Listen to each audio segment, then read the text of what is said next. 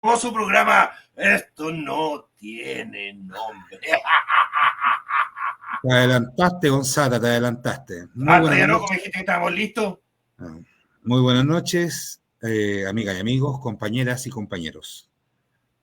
Ahora voy ya, listo. Perdón, es que estoy apurado hoy día, no sé por qué ando medio acelerado. Sería que venía viajando de Santiago hasta acá. Me pegué el medio pique, andaba por allá en la altura, medio mareado. ¿Por dónde está este caballero que está ahí bien peinado y afeitado, pues? Desde el cajón del Maipo, pegando el medio paseíto. Me tuvieron guardado todo el rato dentro del auto porque no me quisieron sacar. Bienvenido entonces a este programa. Esto no tiene nombre. Y mientras el Mario está apretando los botones, véanos en vivo y en directo a través de Facebook Live de los hijos de Mafalda. Y en repetición cuando el José Johnson aparezca, porque hoy día no apareció, porque anda con el sobaco ilustrado, anda con el libro debajo del sobaco, haciendo clase, así que le mandamos un saludo desde aquí. Y así lo pueden ver en la repetición en YouTube. Esto no tiene nombre, programa. Así tienen que escribirlo arriba en el buscador y nos van a encontrar, pues cabro. Ahí yo lo veo concentrado, don Mario, ahí metan apretando botones. ¿Cómo está, don Mario? Yo muy bien acá desde el cajón del Maipo, transmitiendo con mucho frío, hay un viento sumamente fuerte, pero muy bien, no me quejo. Acá nosotros desde Pichilemo nos estamos ahogando, así que tienen que traernos botes. Con alarma en paredones que se está inundando algunos pueblos del interior acá en el sector de paredones, así que para que estén al tanto y no se vayan a ahogar porque mi infierno se está empezando a inundar aquí y me está llegando el agua hasta el cogote. Pero démosle nomás, esto es el caso del cambio climático. Vamos a mi pedacito, que hoy día es cortito, y vamos a leer esta famosa frase. Hoy día les tengo una bien cortita y bien adecuada para lo que vamos a comentar hoy día. 100 empresas producen el 70% de la contaminación mundial. Pero la culpa la tiene la señora, la vecina de la esquina, quien no recicla. El capitalismo socializa las culpas, además de las pérdidas. Un mensaje de un tipo que se llama Félix Vázquez. Cortito diría, breve, precisa y concisa. Para que no se olviden quiénes son los que generan la basura, pues cabro. ¿Está listo, don Mario, para que comencemos con las noticias de la semana? Empiece usted nomás, Gonzalo, yo acá me falta un poquito, pero dele nomás, sí. Comenzamos con esta hermosa noticia que, que están sucediendo por allá por el norte, bien el norte. Estado de emergencia y evacuaciones en el oeste de Canadá por los gigantescos incendios. Perdón, se me resfrió mi compadre que está detrás mío. Según los datos de las autoridades, solo de los territorios del noroeste ha sido este año 269 incendios forestales, de los que 236 siguen activos, que han afectado a 2.013 millones de hectáreas, o sea, 21.300 kilómetros cuadrados, una superficie equivalente a más de 10 veces la isla de Tenerife. En en el conjunto del país, unos 5.700 incendios han quemado una superficie de más de 137.000 kilómetros cuadrados, como toda Andalucía y la Extremadura juntas. Este viernes había 658 incendios fuera de control y 160 contenidos. Vamos a analizar esta noticia, perdona. De verdad se refirió a este otro. Yo no sé qué le pasó, que anduvo haciendo don Mario. Sí, efectivamente, como lo hemos ido revisando constantemente. No mencionamos los incendios porque sea una cuestión casual, sino que son consecuencias específicas del calentamiento global. Ese es un tema relevante. Y también quisiéramos también, valiendo de la redundancia, eh, reiterar la información que entregamos la semana pasada, que es de público conocimiento, que habla específicamente del incendio que se produjo en Hawái, particularmente en Maui, la isla de Maui, que fue destruida completamente por estos incendios forestales. Al momento, en la isla de Maui, después de este incendio, se contabilizan 114 personas fallecidas, 20 personas heridas y están perdidas o desaparecidas 850 personas. A ver, y la catástrofe de Maui, la catástrofe de Hawái, es una situación que también, como se planteaba, responde específicamente al calentamiento global. Tanto los incendios que mencionó Onsata, como los incendios de Maui, como los incendios de Canadá, han generado un alto nivel de desplazamiento de población, producto de la destrucción que producen los incendios. Habían Población que, ciudades que tenían 5 horas, don Mario, 5 horas para salir rajado porque si no se iban a quedar mar vivo. En Canadá en este minuto, en el oeste, hay fila, es decir, cola, para que nadie se sienta. No quise decir cola, por favor, no se vayan a sentir que porque dije cola. Ya, bueno, hay fila en los aeropuertos para que el Estado canadiense pueda rescatar a su gente y no se queme viva como sucedió en Maui, pues.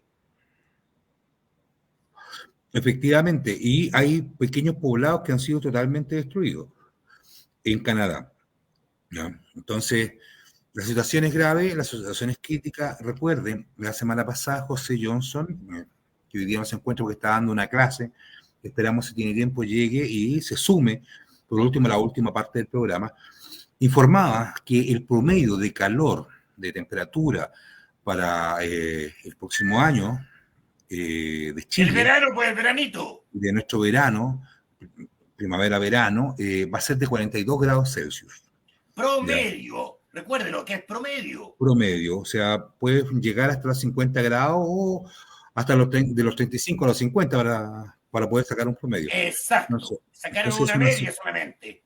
exacto, entonces es Y una yo creo que se situación quedaron cortos, ¿ah? indiscutiblemente, Gonzata, es una situación muy grave a la cual nos vamos a enfrentar, ¿ya? Y eso con lo que es el calentamiento global. Pasemos a la otra noticia porque tenemos hoy día, 3 noticias. Vamos entonces. Nos vamos a África. Vamos a ir a bailar por allá, por esos zambos donde nacimos todos nosotros y nosotras, endemoniados y endemoniadas, endiabladas y endiablados. Venimos de esas tierras, de esos lados. Vamos a hablar de Níger. ¿Qué sucede con Níger? Se les pararon la raja a los nigerianos, porque no son nigerianos, no sé cuál es el gentilicio. Bueno. Claro, Y se tomaron el gobierno y mandaron a la chucha a los franceses. claro, claro. Ahí hay una confusión entre Nigeria y Níger, que son dos Claro, países Níger es un país diferentes. distinto. Exactamente, y son fronteras, y son países bastante grandes, uno más poblado que el otro, sí. A ver, el día 26 de julio se produjo un golpe militar encabezado por militares, valiéndonos de la redundancia, en contra del gobierno democráticamente constituido en Níger. Un gobierno que era democrático, sí, pero democrático francés. Un gobierno pro-francés, pro-europeo, pro-OTAN, pro-Estados Unidos.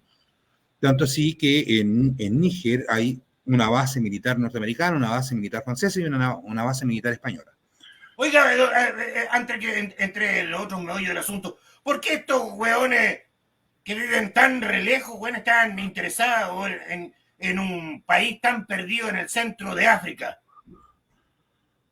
O sea, es que para eso tenemos que retroceder mucho en la historia. Porque No, pero hay dos cosas, dos elementos fundamentales que le interesan a los franceses, a los españoles bueno, y a los gringos, pues. es que no son solamente dos cosas, esas son las noticias que nosotros nos entregan. Uno es el plutonio y el otro es el oro. ¿Ya? Es una zona muy rica en oro, una zona rica en plutonio, una zona rica en diamantes, una zona rica en petróleo también. O sea, África es un continente rico, muy rico, la cuna de la humanidad. Y las africanas también. La cuna de la humanidad que es África, históricamente ha sido un continente rico, ¿ya? Y, como le decía, estos países africanos fueron colonizados por los europeos y esa colonización duró hasta 1960 y del 60 en adelante los gobiernos que vinieron, ya sean militares o ya sean civiles, siempre han sido pro franceses, pro ingleses, pro italianos, pro alemanes, pro norteamericanos. Entonces siempre ha habido un dominio, a pesar de esta pseudo independencia que se dio en estos países, siempre estos gobiernos estuvieron manipulados, dominados, controlados por sus ex colonias, o sea, ex países coloniales, en este caso Francia. O sea, Francia hasta tiene la tercera reserva más importante de oro y no tiene ni una mina de oro los hueones. Efectivamente. Tiene la tercera reserva mundial de oro. ¿Ya? Y como usted bien dice, no tiene ninguna mina, pero las minas están en Níger. Y no solamente en Níger, sino que en otros 39 países que fueron ex colonias de Francia, de donde ellos explotan oro. Hay que decirlo claramente, África, que es un continente espectacularmente rico, soberanamente rico, vive en la pobreza, en la miseria. Extrema. ¿Ya? Claro, y eso es producto de la colonización y de la poscolonización. ¿Ya? Esta independencia de la que yo recién hablaba tiene que ver principalmente con un cambio que se da posteriormente a la Segunda Guerra Mundial, pero que en la práctica no se tradujo en la salida de los países coloniales, ¿ya? De los países colonialistas, que son, como decía, Francia, Alemania, Inglaterra. Inglaterra fue la mayor expresión de colonización a nivel mundial, ¿ya? Entonces, el gobierno democrático de Níger, entre comillas democrático, era un gobierno pro-francés. Entonces, le mandaba todo el oro que explotaba y el plutonio específicamente a Francia, manteniendo a Níger en la más absoluta pobreza. Por ejemplo, ¿para qué sirve el plutonio, oiga, don Mario? ¿Por qué no nos explica esa weá de plutonio? Suena a Pluto. Cada Pluto. A ver, hay distintas matrices energéticas, ¿ya? Petróleo, gas, carbón, madera, vapor, que también es base de combustible fósil, pero hay otra que es la nuclear. Entonces el plutonio es utilizado específicamente por Francia para producir energía eléctrica en sus plantas nucleares. ¿Ya? O sea, un porcentaje importante de la población de Francia utiliza energía eléctrica producida por estas empresas por energía nuclear. Y no solamente Francia, porque Francia le vende energía eléctrica a Alemania. Alemania eliminó todas sus plantas nucleares, pero le compra energía eléctrica en base a energía nuclear a Francia. Eso por lo general no se sabe, ¿ya?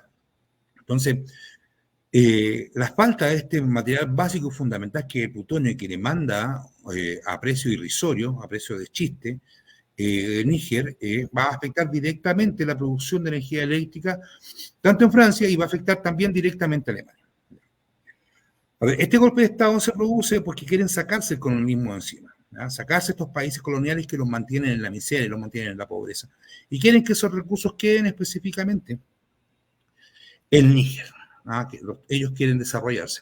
Oye, si ellos producen plutonio, weón, ¿por qué los nigerianos no tienen, Níger no tiene electricidad en su pueblo, en sus localidades?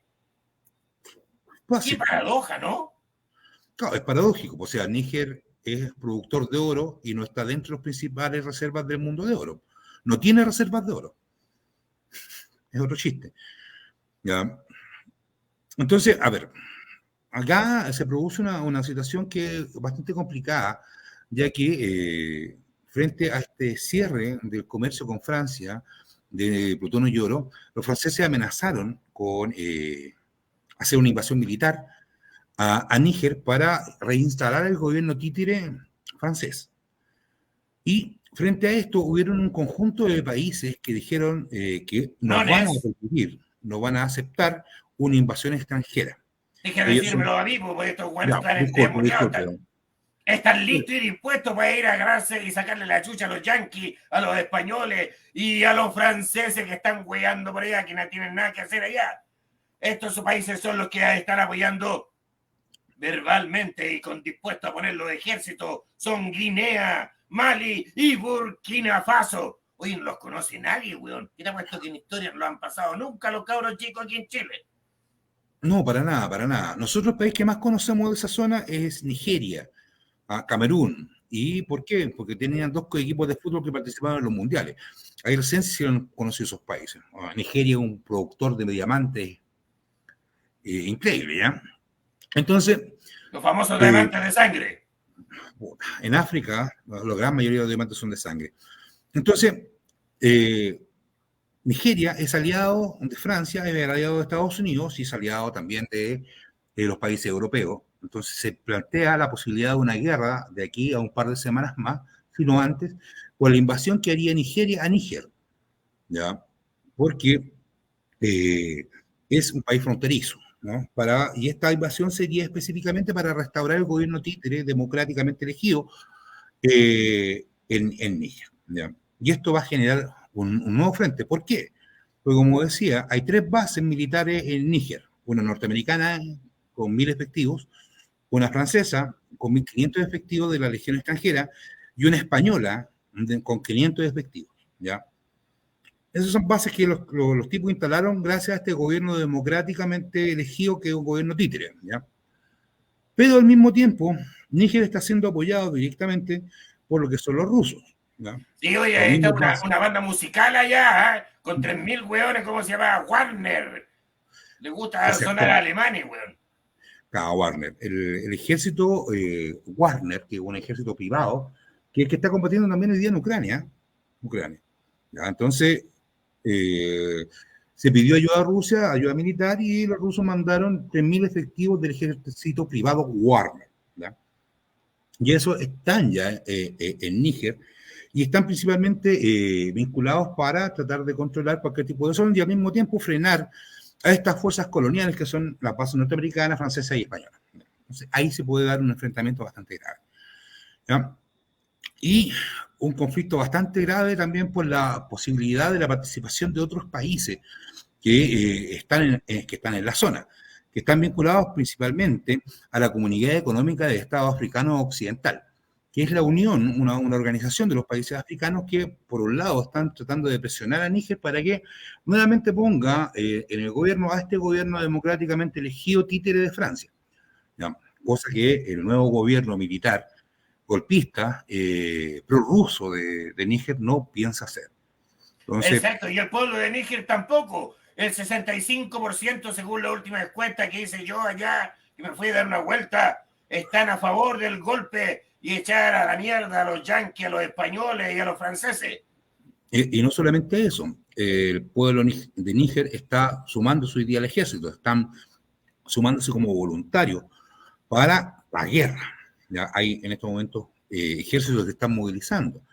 Ya se espera que posiblemente Chad también apoye a Níger, ya que también ellos son un país que levantó una postura anticolonial. Entonces, en África va a quedar la escoba. Eso implica la intervención de Estados Unidos, de Francia y también de la OTAN. Recuerda, Exacto, pues. Eso, a recuerda. eso iba a ir. Exacto. Entonces, si las bases norteamericanas, francesas y españolas que están en Níger son atacadas o entran en conflicto armado, la OTAN, como cuerpo completo, se ve la obligación de darle apoyo militar a todas esas fuerzas, ¿ya? Que es un acuerdo interno de la OTAN. Lo que quiere decir que va a haber un enfrentamiento directo entre Occidente y África. Y por otro lado, los rusos que están apoyando a todos los países que mencionamos, ¿ya? Entonces, se abre un segundo campo de guerra, eh, Un nuevo frente. un nuevo frente de guerra en unas 2 semanas aproximadamente. Se calcula que esto debería estar ocurriendo, si es que no antes, ¿ya? Entonces, la situación es crítica, muy crítica, más aún cuando específicamente la gran mayoría de los recursos militares de Estados Unidos y de la OTAN han ido directamente a Ucrania. En consecuencia, la OTAN no podría dar una respuesta inmediata a la situación que se está dando en Níger, cosa que los rusos sí pueden hacer, ya que, como lo dijimos con anterioridad, hay 3.000 miembros del ejército privado Wagner, ¿ya? Y Y esto no tan puede solo tener. eso, también tienen un conflicto interno en Níger, o sea, perdón, en Nigeria. Los que quieren independizarse y mandar a la chucha a estos hueones y la oportunidad de empezar a hacer una guerra de guerrilla a los hueones cuando vayan pasando. Efectivamente, hay un sector importante de la población de Nigeria, que son los que van a atacar a Níger, y esa va a ser la entrada por la cual van a entrar todas las tropas extranjeras hacia Níger, en Nigeria. Nigeria, si entra en guerra, existe la posibilidad que sufra un conflicto interno, ya que un sector importante de Nigeria dice específicamente que también quieren echar a los europeos. Entonces, Nigeria no ha tomado el peso a esa situación. Que si manda su ejército a combatir a Níger, existe la posibilidad de que haya un levantamiento popular y un levantamiento con un sector de los militares en Nigeria y que derroquen al gobierno que hay en Títere de los europeos. títere de los europeos. Entonces, África se está calentando muy rápido y se abre ese frente. Y a eso hay que sumar el tema de Taiwán, que los yanquis hace rato que quieren agarrarse con los chinos ahí. ¿Ya? Pero los Entonces, chinos lo eso, están esperando tranquilito ahí, weón. Moviendo sus aguas, sus estrategias, movilizó a su ejército hace poquito nomás, pero esa es la historia de otro canal. exactamente. Y vamos Lo que a ver, sí, lo que sigue ahí mismo, pues. claro, Ahí nos van a juntar unos locos ahí que son presidentes de distintos países y que se hacen llamar ¿cómo se llama? Los BRIC. ¿Nos podría explicar qué cosas son los BRIC, pues, don Mario, para que la gente pueda entender qué es eso? Este a ver, nuevo fenómeno geopolítico que se está sucediendo en el mundo, pues. lo que hay que decir primero es que en este mes, justamente en este mes de agosto, hay una reunión en Sudáfrica de los países BRIC, que son los BRIC. Es la primera letra de los distintos países que conforman esta asociación de 5 países. Brasil, India, India, Rusia, ¿cómo se llama? Sudáfrica y me falta uno. China. ¿Ah? China, por supuesto. China, ¿quién más? Y esta reunión se está planificando hace rato ya, porque ya se creó un banco, BRIC, que está en Sudáfrica, presidido por Dilma Rousseff, expresidenta de Brasil. Y en este encuentro se invitaron a 76 países, ¿ya?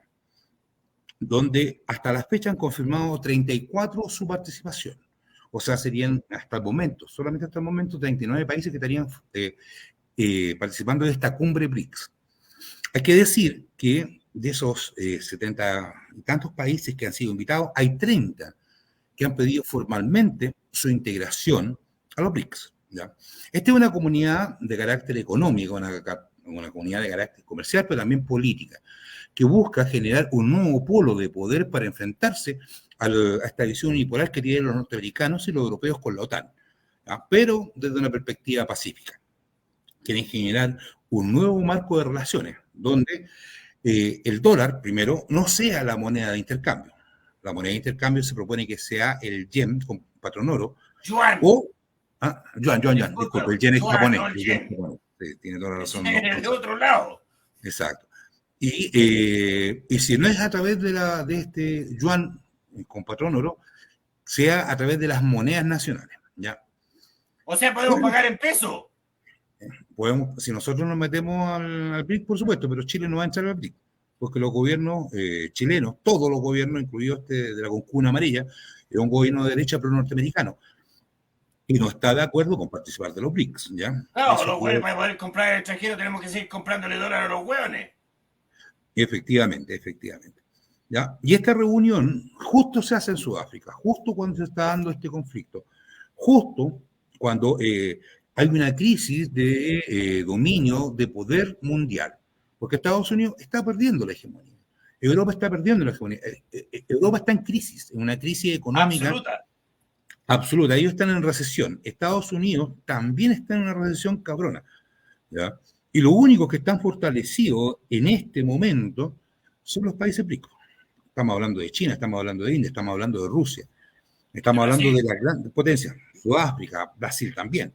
Entonces, acá se está generando un nuevo polo de poder, un polo de poder económico, un polo de poder político, un polo de poder cultural, ¿ya? Un polo de desarrollo tecnológico también, ¿ya? Entonces, esta situación es sumamente importante para lo que es el cambio de foco de lo que viene para el planeta. Estamos hablando de que el BRICS estaría sumando hoy día al 50% de las naciones que están en la ONU. La ONU también fue invitada, entre paréntesis, a esta reunión BRICS. Entonces, hay un cambio de foco, ¿ya? Y este cambio de foco es sumamente relevante. ¿Por qué no se va a imponer por las fuerzas de las armas como lo ha hecho Europa, que para poder imponer su lógica ha masacrado a todos los países, ya sean africanos, americanos, asiáticos, o como lo ha hecho Estados Unidos, ¿no? Entonces la política BRIC no está bajo la lógica de la invasión militar. Como en Por América ejemplo, Latina, que lo hizo a través de los golpes de Estado. América Latina, cosa que vamos a ver inmediatamente porque vamos a llegar a nuestro punto central que estamos tratando ya hace un par de meses, ¿ya? Por eso se le tiraba, pues, don Mario. ¿Usted cree que piensa usted nomás? Este también piensa. Se echó Indiscutiblemente. harto, el otro que está atrás no piensa nada. Lo tienen neutralizado. Exacto. Entonces, esa es la situación y son las buenas noticias de la semana, ¿ya? Ya, una consulta antes que termine la buena noticia de la semana. ¿Qué significa esta reunión? ¿Qué efecto va a traer a nivel mundial el no uso del dólar como moneda de canje? Buena pregunta el weón. Puta que pensado, weón. Puta. Pasó toda la noche pensando en esta weá, weón. A ver, el dólar hoy día es la moneda de intercambio mundial. Si uno lo deja de utilizar el dólar como moneda, pierde su valor, ¿ya? Deja de valer, entonces empieza a caer. Y eso es lo que está ocurriendo a nivel mundial. El dólar ha bajado en forma consistente a nivel mundial. ¿Por qué? Porque se están empezando a hacer intercambios a través de yuanes, cosa que está haciendo Argentina hoy día con el pago de la deuda externa a través de yuanes, y a través de monedas nacionales. Chile es uno de los pocos países donde el dólar sigue subiendo, y esto es producto... A casi 900 pesos. Exactamente, y es producto de que el Banco Central de Chile está comprando $40.000 diarios, cosa que nosotros informamos ya hace más de un mes y medio atrás, ¿ya? Y es una política de carácter recesivo, una política contractiva a nivel económico, una política que nos afecta a todos, porque compramos todo afuera y lo compramos a través de los dólares. Entonces, esta política de que el dólar está subiendo es responsabilidad total y absoluta del Banco Central. El Banco Central no responde al gobierno de la Cuncuna Amarilla, eso también hay que decirlo. Y el Banco Central responde a las políticas de Piñera, porque Piñera fue el que dejó a la presidenta actual del Banco Central, que es una tipa de la ultraderecha, y a los miembros de ese consejo del Banco Central, que también son tipos de la ultraderecha, ¿ya? Por eso la weá de toda la comida está tan cara en este país, pues. Exactamente. La lógica de las papas, pues, pero ya eso es otro cuento y esa es otra historia, ¿no? Entonces, eso es lo que debería afectar. En cambio, en Chile sube y en el resto del mundo baja. Ojalá Exacto. que los europeos se queden sin luz, los hueones, para que sepan lo que es vivir sin luz. Y se vayan a la rechucha los alemanes, los franceses, los españoles y todos esos hueones que alguna vez nos pusieron la pata encima. Y me trajeron a América a mí. Exactamente. Trajeron a Onsata América a los Y europeos. aquí estoy hueando. Ya, cabro. Va, pero ahí no somos una cabro, weón. Somos dos nomás. Claro. Pasemos a la otra patita. Ya, para las personas que nos han estado siguiendo durante ya los últimos meses, saben que nosotros estamos haciendo un análisis, una revisión de carácter sociohistórica y política y económica de los gobiernos que estuvieron antes de Allende. Pero ya entramos al gobierno de Allende y hemos entregado algunos datos que son muy relevantes. Entre ellos la construcción de hospitales, entre ellos la construcción de colegios, entre ellos la guerra en contra el hambre, la guerra en contra de la cesantía que Allende llevó a cabo, ¿ya? O sea, recuerden que la guerra contra la ignorancia, no como ahora que todos los güeyes son ignorantes. Claro, la guerra en contra de la desnutrición infantil, también, ¿no?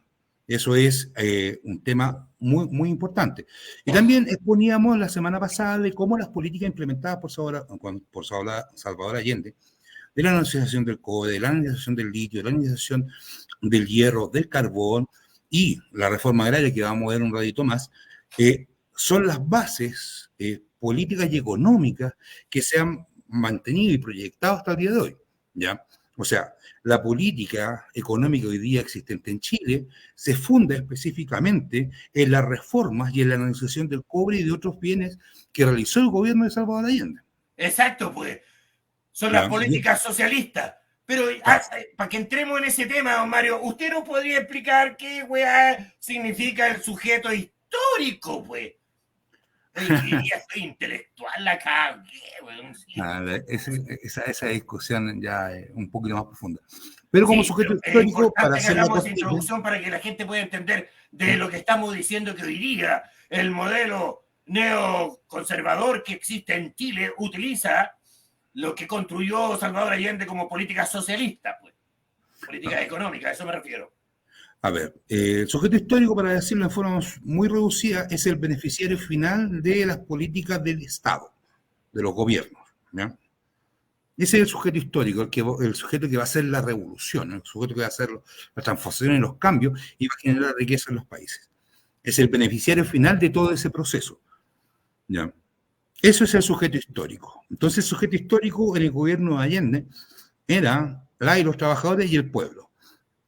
Ese sujeto histórico lo construyó específicamente Frey, cuando crea esta ley que se le acusa de la ley que establece el fin de la propiedad privada, que es la ley que permite las privatizaciones.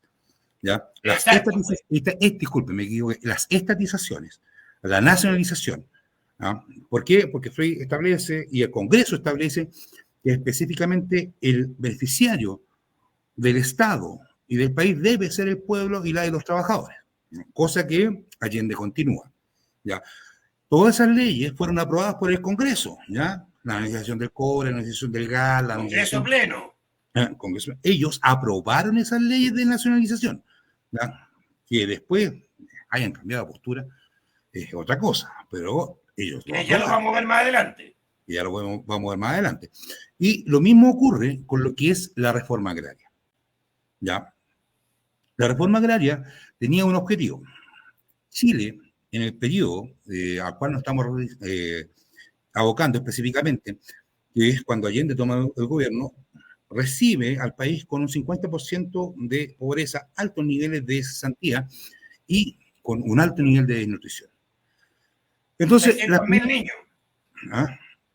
600.000, sí, esos 600.000 niños, pero esos niños tenían problemas mentales producto de la desnutrición. Intelectuales, distinguidos, intelectuales. Gracias, Gonzalo, por la corrección. Entonces, ¿qué es lo que hace Allende? Empieza los procesos de nacionalización, particularmente del cobre y los minerales que ya hemos enunciado. Pero Allende, en los primeros 18 meses de su gobierno, empieza el proceso de expropiar 371.229 hectáreas de tierra de riego. Lo leo, 800... don Mario, mejor, que Ya, está medio gracias. enredado. Lea usted, Gonzalo. Ya dice, en los primeros 18 meses de su gobierno, Allende procedió a expropiar 371.229 hectáreas de riego, 877.553 hectáreas de secano arable y 4.045.974 hectáreas de riego básico, que en total sumaron 5.294.756 hectáreas. ¿Por qué es importante esto, don Mario? A ver, explíquenos, desarrolle la idea de esta cuestión. Y aquí está el sujeto histórico, por eso es importante. A ver, ¿por qué es sumamente relevante? Porque hasta ese periodo la gran concentración del poder de la tierra estaba vinculada directamente a lo que se conocían como los latifundios, los grandes fondos, y estos latifundios no eran productivos. ¿Ya? Oiga, don Mario, quería hacer un comentario ahí, donde me usaban a mí para asustar a los trabajadores y a las trabajadoras, pues, a las esclavas y a los esclavos. Don Sata te va a llevar, y yo no andaba llevando a nadie, bueno, no hay nada que ver ahí. Efectivamente. Entonces, a ver, la primera política que efectivamente se empieza a realizar en este marco es la privatización de todas las tierras que no están siendo productivas. Ya. Recuerden, hambre, cesantía, desnutrición. ¿Cómo se combate? 5 millones. ¿Cómo se combate? A través de la producción de alimentos, a través de la generación de empleo. ¿Ya? El empleo se empieza a generar producto de la construcción de hospitales, de colegios y de la analización del cobre y de otros minerales. Pero por otra parte era necesario generar más alimentación. Y para esto había que quitarle la tierra a los grandes latifundistas, a los grandes propietarios que no la estaban produciendo y esta se tenía que posteriormente ser subdividida específicamente para que empezaran a producir alimentos. Y eso fue lo que hizo el gobierno de Salvador Allende. Claro, algunos podrán decir, pero bien, le entregaron tierra, pero la tierra necesita un conjunto de elementos para poder producir.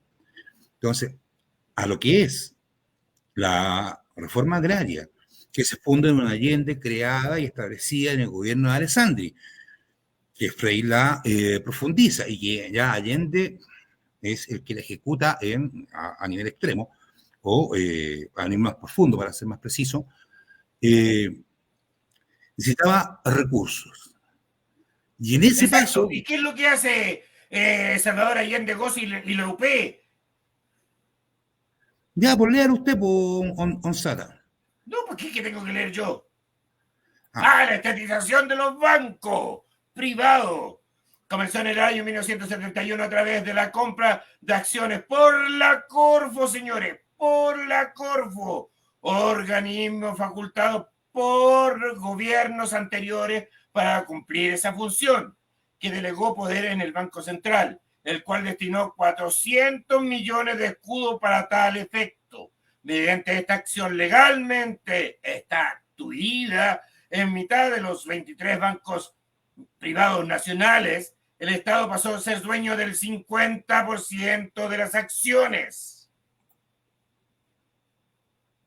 Al mismo tiempo se inició la compra de acciones de los bancos extranjeros más importantes, tales como First National City Bank, el Bank of America, el Bank of the London, el francés y el italiano, porque eso eran marrascas, por eso lo digo así. La operación se llevó a efecto en total acuerdo entre las partes. La compra de estos bancos se hizo a través de un crédito que los bancos extranjeros concedieron a los bancos nacionales compradores y con un plazo de que varió en cada caso entre 5 y 7 años. ¿Qué significa esto, don Mario? Por favor, explíquenos. a ver, el Estado, para poder realizar este tipo de acciones, lo que hizo fue, y para no pasar por encima de las leyes establecidas en el país, lo que hace que a través de la Corfo, de la Corporación de Fomento de la Producción, que había creado el gobierno de Pedro Aguirre Cerda, empieza a comprar las acciones de los bancos y pasa en un momento determinado a ser propietario de más del 50% de las acciones de los bancos. ¿Para qué sirve esta acción? Para muchas cosas. Una de las que ponía claramente José Johnson en pauta y que lo expuso en un programa pasado, es que esto permitía de que los capitales existentes en el país no se fueran del país. Eso por La un fuga lado. de capitales que se conoce. Exactamente. Pero esa fuga empezó en el gobierno de Frei, específicamente al final del gobierno de Frei, cuando el chico Saldívar, que era el ministro de Hacienda, empieza a decir que va a quedar la cagada del país y que los capitales se están yendo. ¿Ya? Pero el otro elemento que es central y básico para la política de Allende, de la nacionalización de los bancos, es que con esta medida se logra que los bancos empiecen a entregarle directamente a los pequeños empresarios, a los microempresarios y principalmente a los empresarios agrícolas, a estos nuevos propietarios de la tierra, recursos para que pudieran empezar a producir alimentos. ¿Ya? Entonces, la privatización de los bancos, finalmente, lo que hace es bajar las tasas de interés y cambiar el sujeto histórico a quienes ellos le prestaban, porque antes prestaban a los empresarios Solamente los que nacionales. tenían poder económico. Exacto, y a los empresarios extranjeros. Pero con esta estatización de los bancos, con esta nacionalización de los bancos, se empieza a entregar recursos a, como decía, a las pequeñas empresas y a los nuevos propietarios de la tierra para que invirtieran en el proceso productivo y a tasas de interés mucho más bajas. ¿Ya? Exacto, pues, don Mario. Tan baja eran y tan importante que si usted era asociado y era apoyado por el INDAP, el crédito era más barato. Y así se produjo el gran trabajo de llevar alimentación a las mesas de las chilenas y de los chilenos, pues. De estos pobres que antes no tenían y ahora sí podían tener acceso a esta alimentación. Y un paréntesis que me parece muy importante. Los bancos nacionales e internacionales le prestaban plata a extranjeros aquí en Chile. ¿Por qué, don Mario? Porque a los extranjeros les era mucho más barato pedir crédito en Chile, a los bancos chilenos y a los bancos que estaban en nuestro país, que pedir crédito en sus países, porque para ellos particularmente, para los grandes inversionistas, la tasa de interés era mucho más baja que para cualquier persona. ¿Ya? Entonces, eh, estos empresarios se aprovechaban específicamente de las políticas cambiarias y de las políticas de préstamo que tenían los bancos nacionales en favor de estos grandes empresarios extranjeros. Ojo, yo quiero aclarar una cosa que mucha gente comenta ahí, que